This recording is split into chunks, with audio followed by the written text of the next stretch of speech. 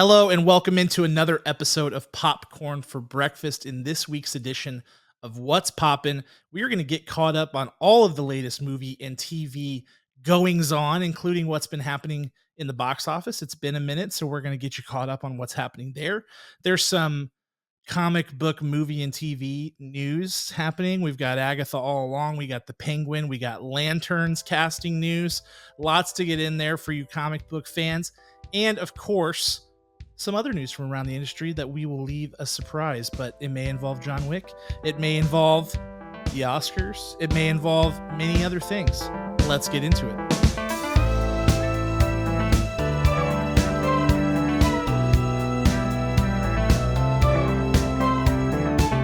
This is Popcorn for Breakfast, presented by St. Louis Area Smoothie Kings. Now, here are your hosts, Cam and Kurt.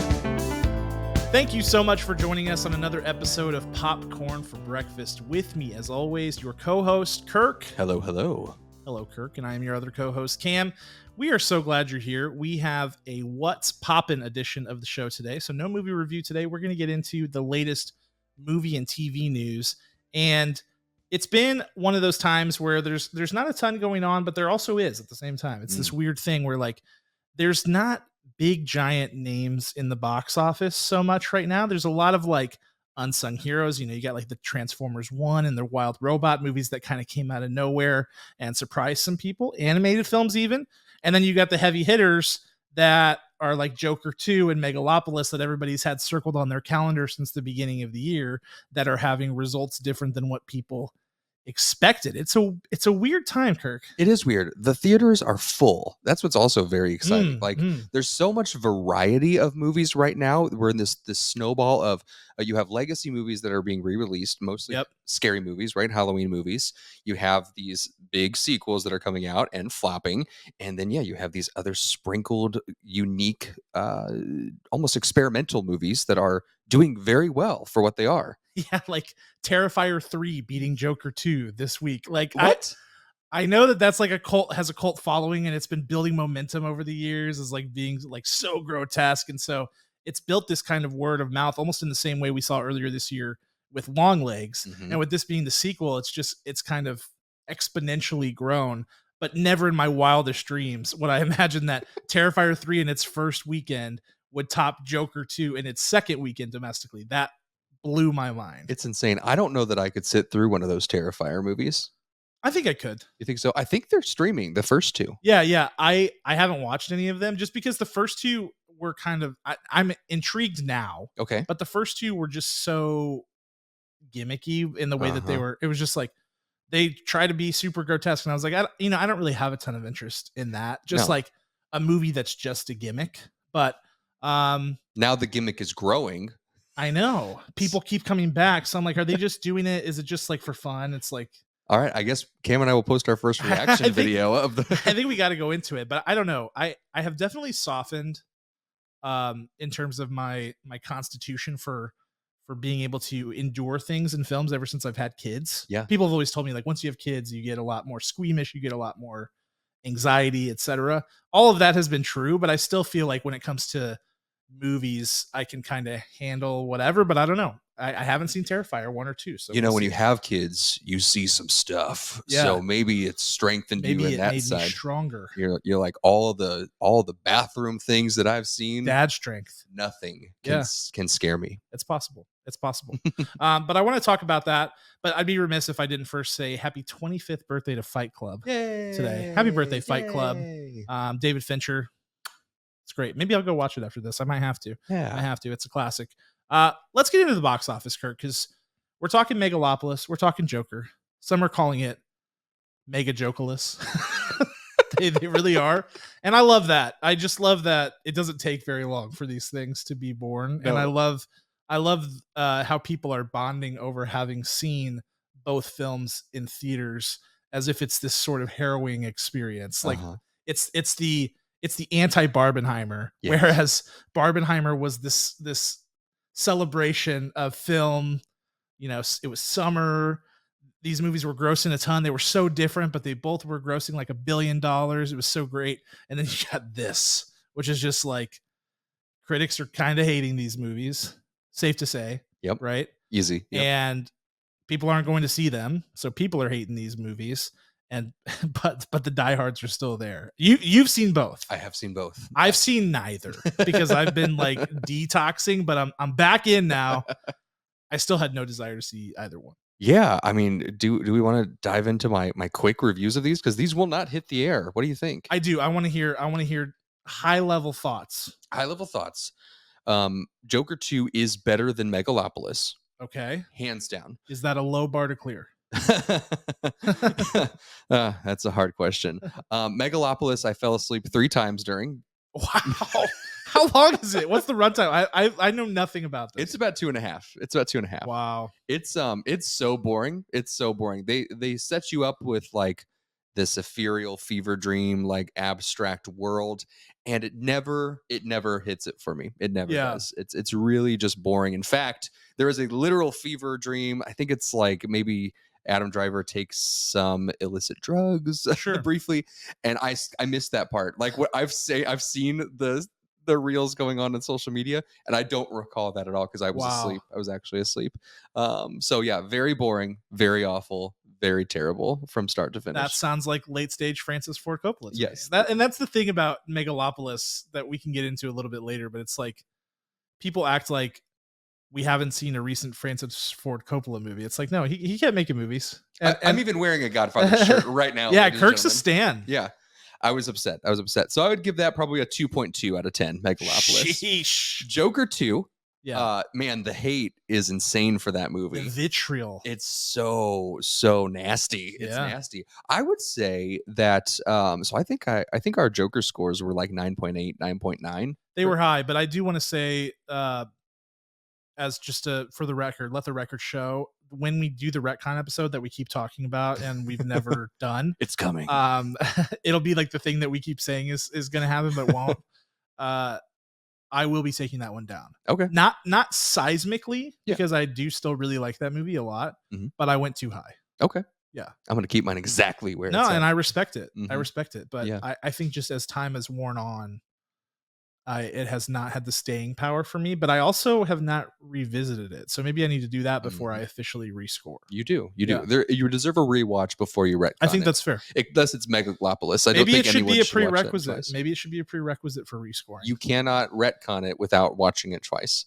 I'm there. I'm gonna check your letterbox. Yeah, no, you should. And I'm going to put cameras in your living room to make sure that you aren't just faking it on. It's election season, Kirk. We have to be transparent. That's right. That's right.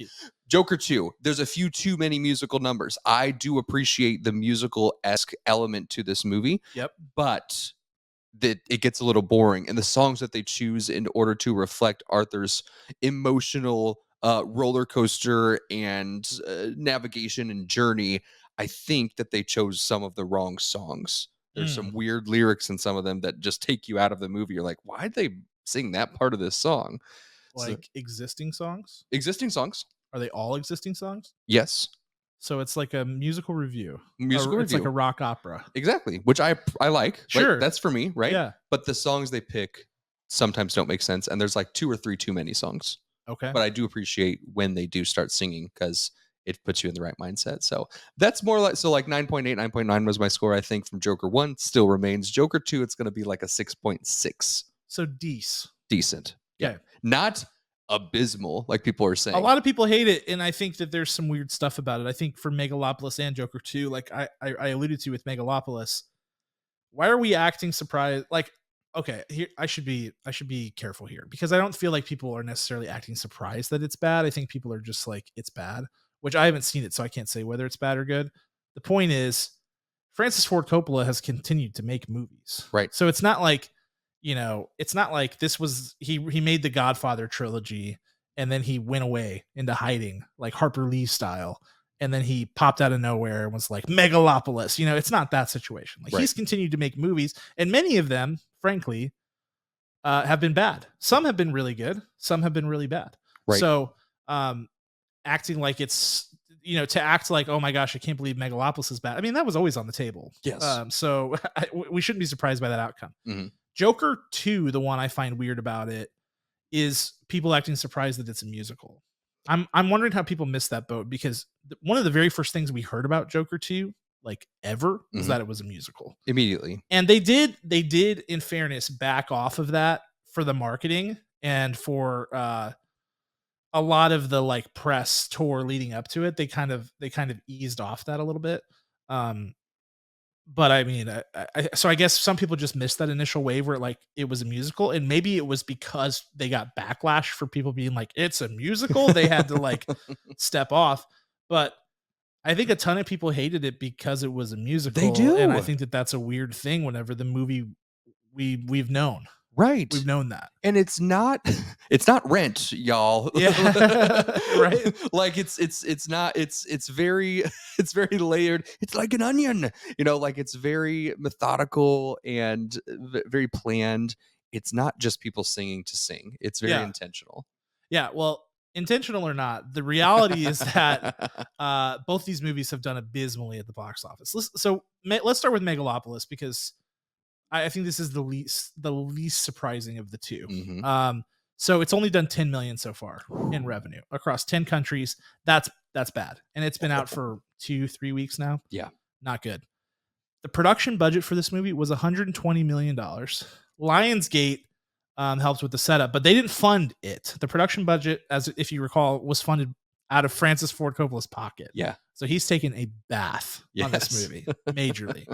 And on top of that 120, he also paid for the marketing efforts for this movie, a budget of which we don't know, but had the famous or infamous trailer with the fake quotes from Godfather reviews, which we loved. Yeah, that was awesome. I wish so sad they were fake. That if that had been real, dude, that would have been the dunk of the century. Only if the movie was good.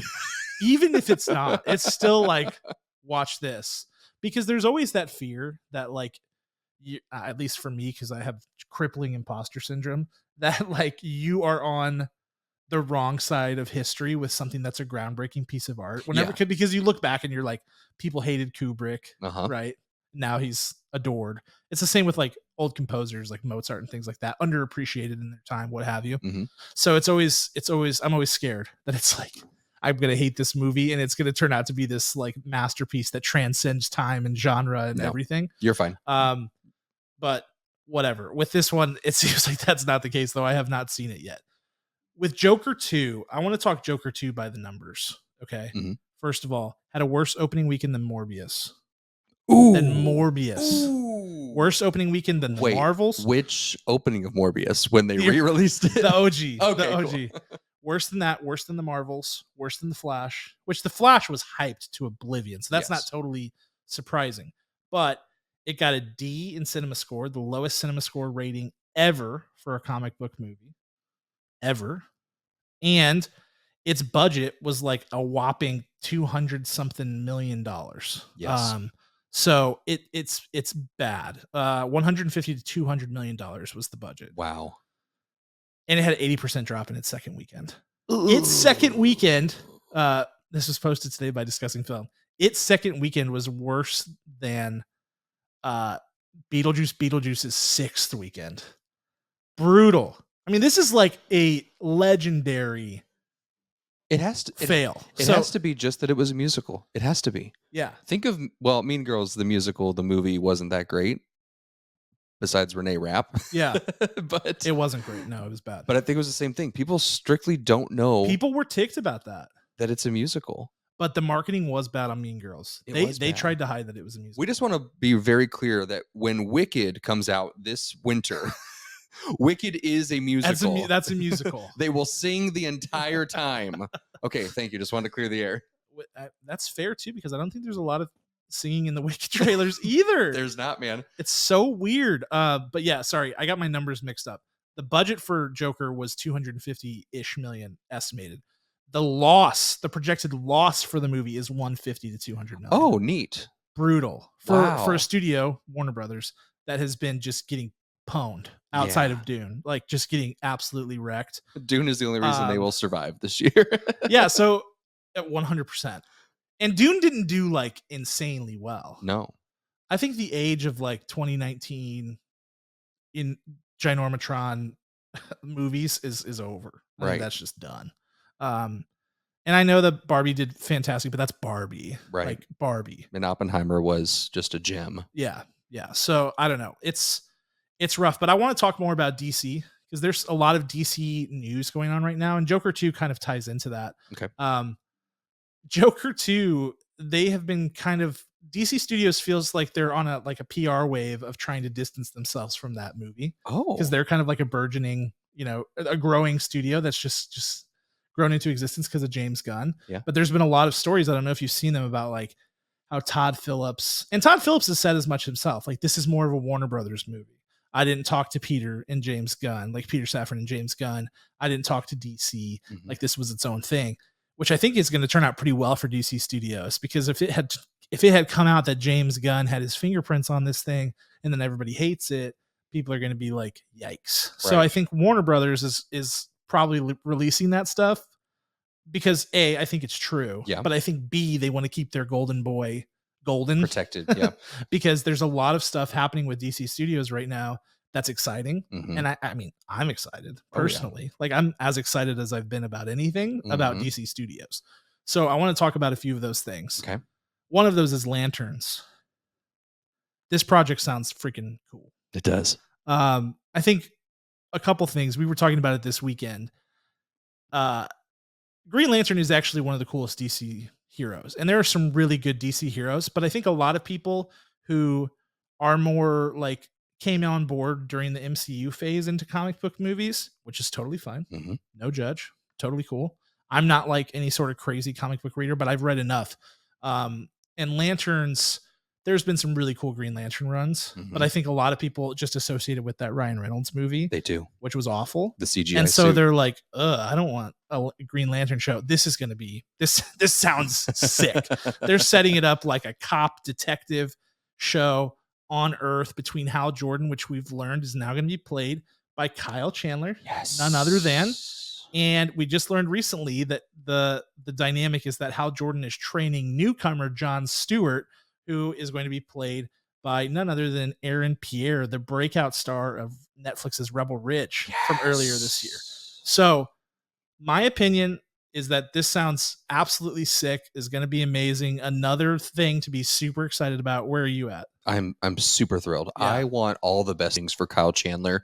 I found him on a little show back in the 90s called Early Edition, which was about nice. a newspaper that shows up at this man's door, this seemingly everyman, and it tells him the future, and he has to go save people. And I love that. So that's kind of cool. Here he is again, Kyle Chandler, just going around the world, just saving people, just now with intergalactic powers. And I think that's perfect.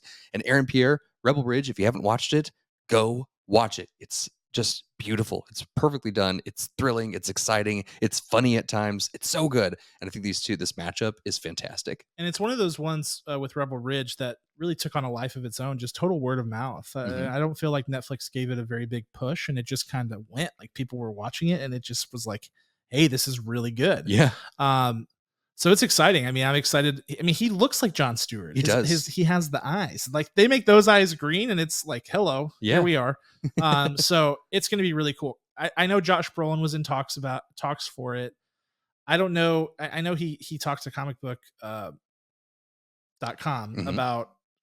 He confirmed that like he was in the running for that role and missed out, but it wasn't necessarily clear if he just like there were scheduling issues or whatever, or if he didn't get the part. Yeah. But Kyle Chandler is I mean, I don't even want to call it a consolation prize. It's a really good casting for Hal Jordan, especially an older Hal Jordan. It's going to be really cool. Kyle Chandler is a powerhouse. If you don't know that name, if you've not seen Early Edition, which why haven't you?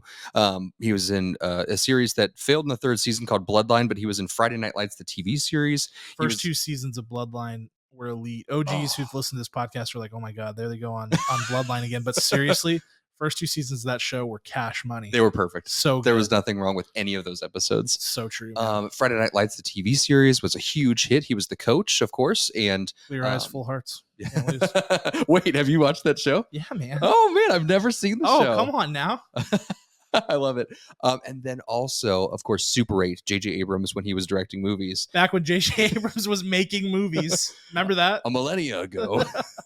He was the dad. He was the cop dad there. So he's just got, he has cop written all over him. He does. They were like, Space Cop, Kyle Chandler. So that's, and I'm like, you know what? I can't argue with it. It's too good. That's right. It's too good.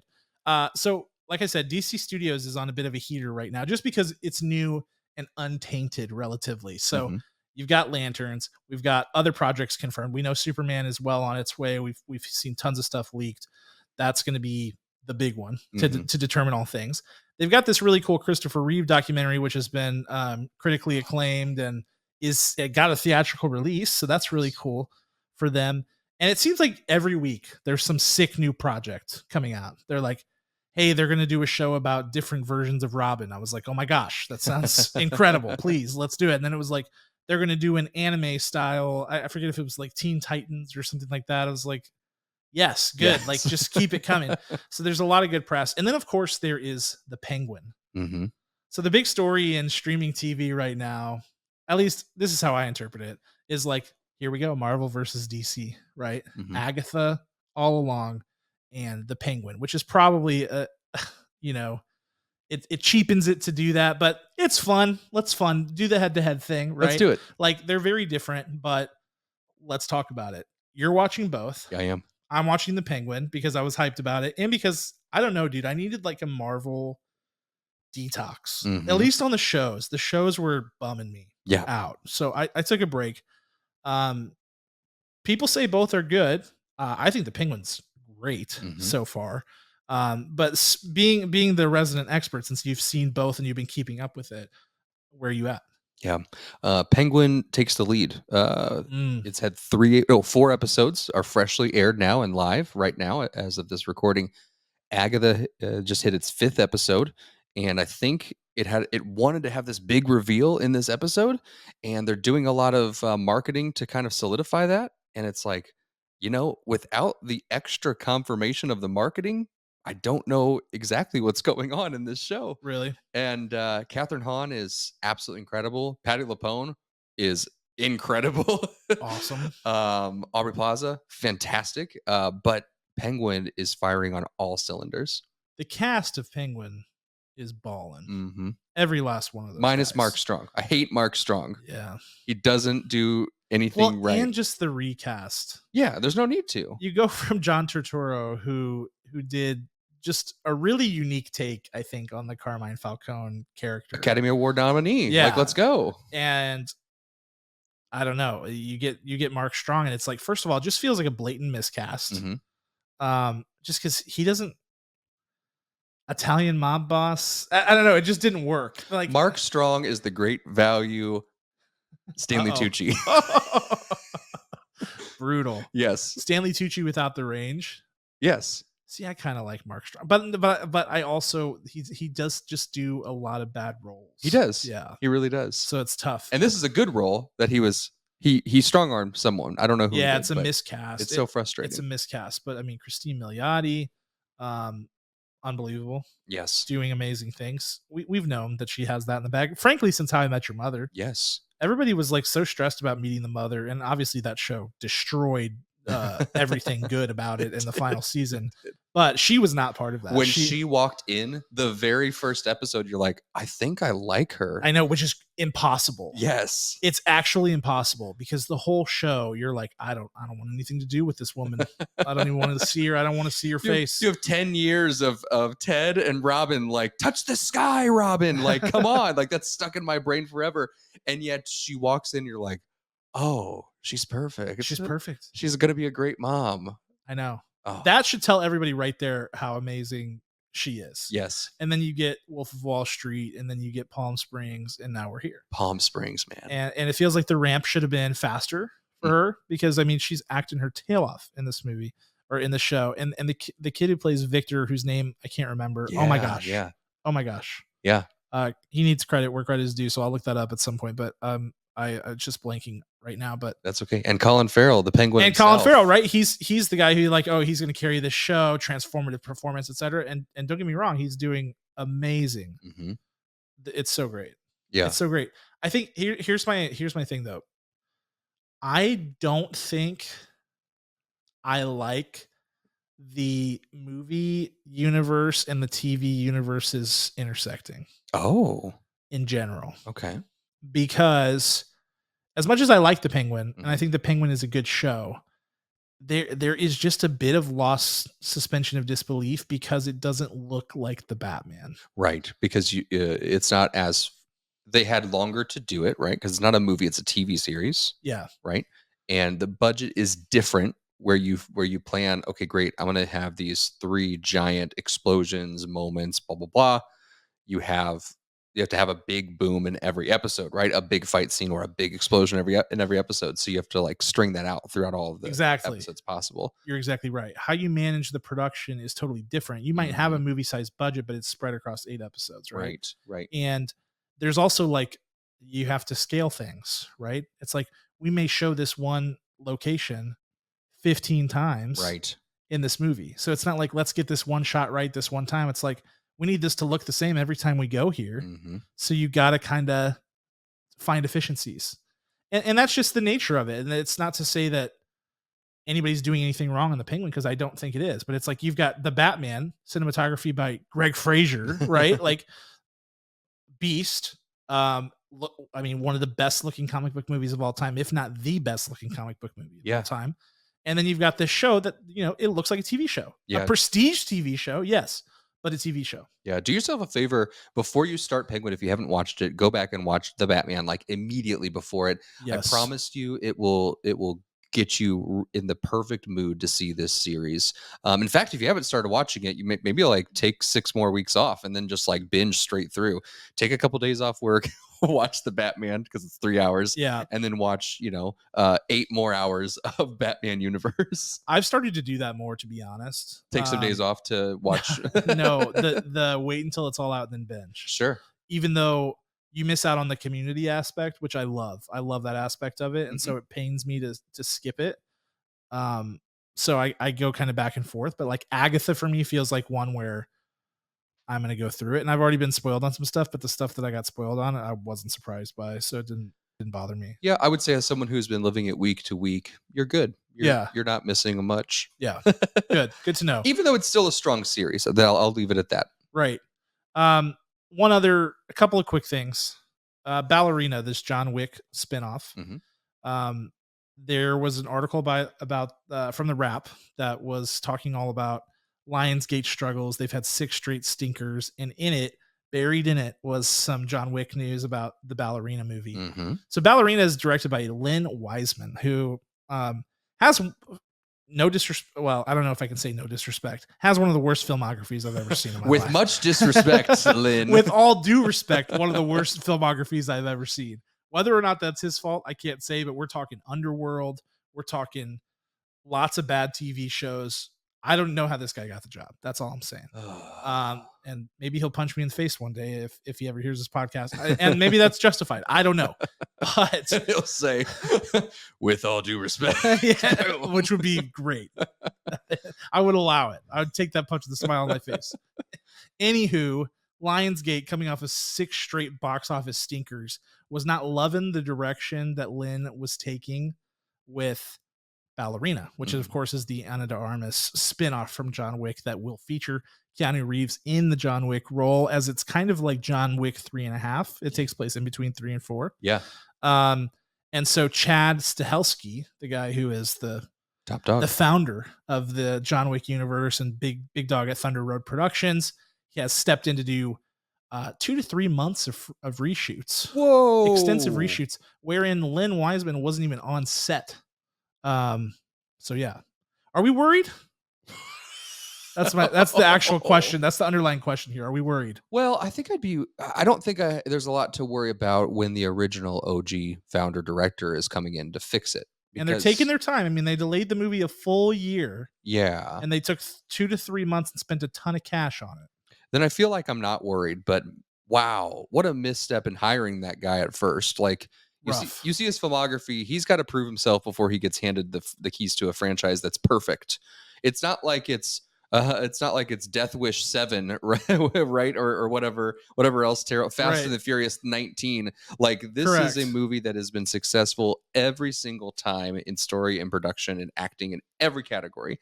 So you can't hand that to someone who misses a lot. Exactly, especially if you're Lionsgate.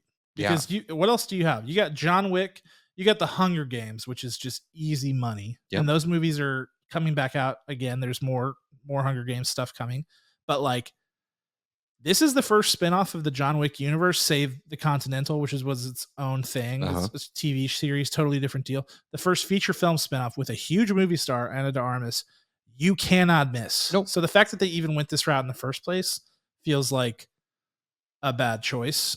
So maybe they're getting it right. I'm gonna choose to believe they're getting it right here. They're getting it right. Yeah. Yep, they're getting it right. Shocking, but they're getting it right. Yeah. Which is good. Usually reshoots are like the death knell, you know. That's right. You start to hear it and you're like, oh boy, here we go. Last bit, the Oscars. We're already starting on the Oscar host chatter. Yes, it's us. We want to announce right now we have accepted. Here was the news today from Deadline. Ryan Reynolds and Hugh Jackman are in the mix to be a part of, what are they calling it? Some sort of rotating carousel of hosts, some sort of merry-go-round of hosts. They're just going to start launching them out of trapdoors onto the stage. I don't know. Will Ferrell, Amy Poehler, and Dwayne Johnson have also been approached. So I don't know if the situation would be all 5 of them, or if Ryan Reynolds and Hugh Jackman can't do it. Here's the thing. This has gotten crazy. Mm-hmm. Why is it so hard to find a host for like the only award show that anyone watches? Right. It's right. like, I mean, what else do people watch? They watch the Grammys. Yep. Nobody watches the Tonys. Very few people watch the Emmys. Very few people watch the Globes. Yep. You got the Oscars. You got the VMAs. You've got the 16 different country music awards shows throughout the year. Nobody's watching those. So, I mean, like, why is this such a hard gig to fill? It doesn't make sense. The only thing I can notate is that maybe people are just so concerned about being canceled over the dumbest things that they avoid it at all costs. The Kevin Hart. We don't want to be Kevin Harted. That's right. Though, I mean, he survived that, but I think maybe it's because he bowed out. I don't know. That's right. He bowed out. He's stupid. He's about to go down for some other things, but right. Oh no, let's not get into that. But I'll tell you right now is that they did like a rotating host thing at the SAG Awards, which we're movie and TV nerds, so we watch the SAG Awards. Yeah. Which is all about film. It's all actors. Basically, SAG Awards indicate the Oscars because it's all actors voting in the SAG Awards in the SAG Award industry. It's the union, right? So when they did that rotating sort of feel, it was so awkward. Like, very awkward. You didn't know when it was starting and when it was stopping, and when someone else stepped up to the stage, were they just presenting something? Exactly. Or were they doing a bit? And it was so weird. It was so weird. Like, weird. are you our new person? And then there was the no host situation. Yeah. The COVID Oscars, which were one of the worst things I've ever watched in my life. Yes, they were. With the Regina King monologue and the Glenn Close twerking, the whole thing. It was just bad. Bad. Just really bad. I mean, so that bad. might actually be the bottom of the pandemic for me. That might have been rock bottom. That might have been like, I'm out. I can't do this anymore. Yeah, and they were trying to like make the audience rap to songs too. Oh my word! And they can't do it. I hated it. Here's what I want. I just want it to go back to being entertaining. Yeah, I want a big musical number at the beginning, which actually Hugh Jackman did one of those before. He did a big musical number. Mm-hmm. He wasn't the host though. He was just a part of it or something. I don't know, but give me Hugh Jackman, give me Neil Patrick Harris, give me Amy Poehler, give me Tina Fey, and I'll also take Eugene Levy. Yeah, actually, the Eugene Levy, Daniel Levy thing was great. They were great. Get Jimmy Kimmel out of here. Gone. I mean, snore fest. Start with him on the stage and trapdoor him into the, in the Prestige that Hugh Jackman was in. Apollo hook him off the stage. That would be good. And jail him forever. Or have Matt Damon come on stage and slap him, which is what they should have done last time. They should have done it immediately. Stupid. It's a huge missed opportunity. Well, they should hire us. We should be the consultants on how they should do this. We should just be the hosts. It's that simple. It's that simple. We would be amazing. You would be amazing. I just want to tell you guys, we wrote a little parody called "It's Almost Time for Hamilton." Right? Is that what it was called? Time for Hamilfilm, rather. And it was perfect. It did 2 million views on YouTube. Go take a look at it. Don't fact check that. It's incredible. So make sure. The rules were we weren't going to fact check. All right. I think that's all I got, Kirk. That's all we got for this week. We're all caught up on the movie. I mean, we're not. There's always more, but that's why we're going to do more episodes, because we got to get into all this stuff. Lots of new movies coming to theaters. We got the Andrew Garfield Florence Pudge. If that's true. Is that true? I don't know. I don't know yet. I don't know. I hate that. I don't know if it's an inside joke that he peer pressured her to say the real pronunciation, and she said, okay, it's Pudge. But I don't know. It could be because British names are different. Yeah, what's the origin of that name? We need to go back through the archives. We need to figure out where it came from. Yes, our British lineage surname archives. I've got them right here. Right there.